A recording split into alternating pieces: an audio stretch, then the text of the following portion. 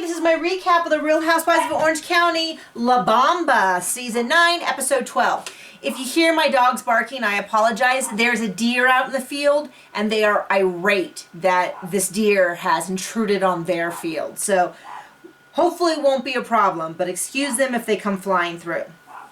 So let's catch up with everyone, and we'll start with Heather and Terry. Terry, I love. She picks on them a little bit too much for my taste, but I still like them both. They go out to dinner with the family, and they send the kids on their way with a nanny, which I would love to have. I don't have kids, but I mean, who doesn't need a nanny? And they are discussing getting a dog. And she says they're going to donate a bunch of money to rescue, but they're going to be buying a dog from a reputable breeder because of their allergies. And Terry kind of makes a joke about rescue guilt, and she does not think it's funny, but it was funny. It was pretty good. And that's all we see of them. So, bye, Heather and Terry. Now let's catch up with Lizzie, who we also see for a very short period of time, with her swimsuits. And they are adorable, but so incredibly small. Like, super tiny. Like, the back is like this wide, and it's ruched up the middle. And they're not lined. The tops aren't lined, I should clarify. And now, I don't know a lot about swimsuits, but I would think that, no pun intended, that would be a very small part of the market that wants a very small bikini.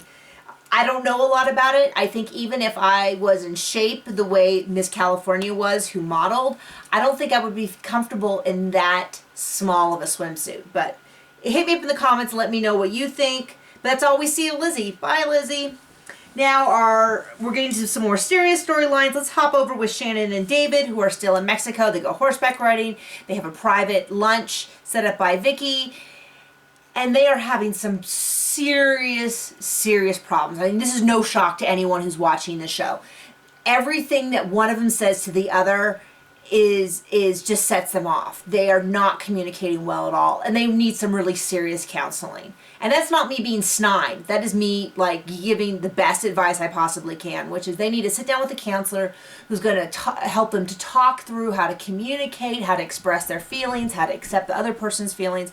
Because even when they're clearly very much in love, they're reaching out for each other, they're reaching out for each other, they're still not able to hear what the other person is saying. So they have some really serious problems. Reality show was an awful idea for them.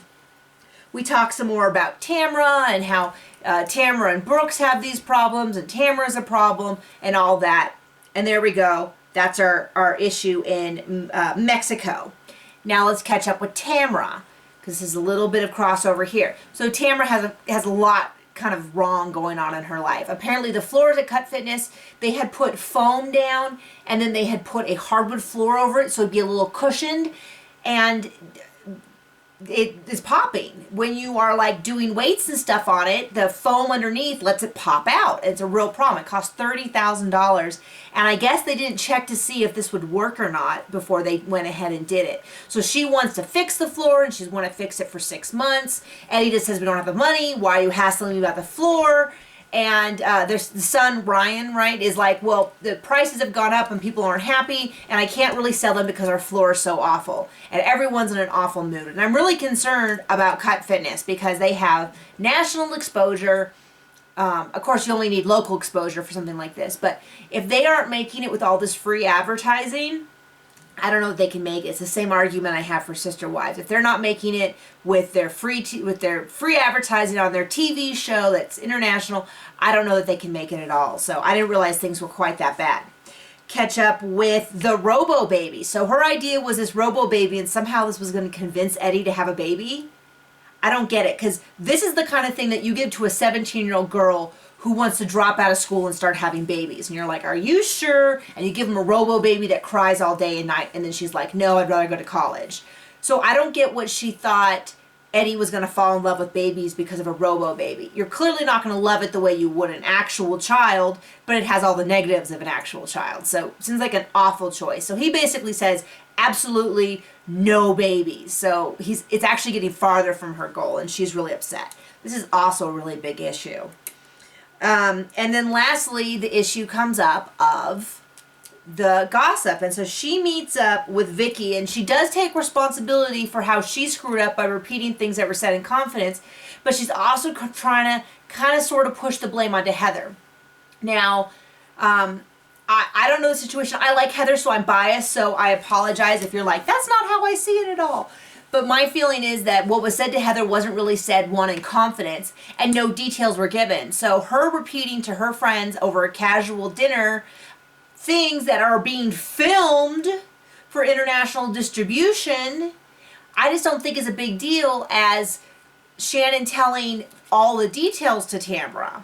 But then I also hear what she said to Heather, and it really wasn't that bad. And then Heather repeated, I don't think what Heather repeated was so bad. My real question is, how did it get back to David?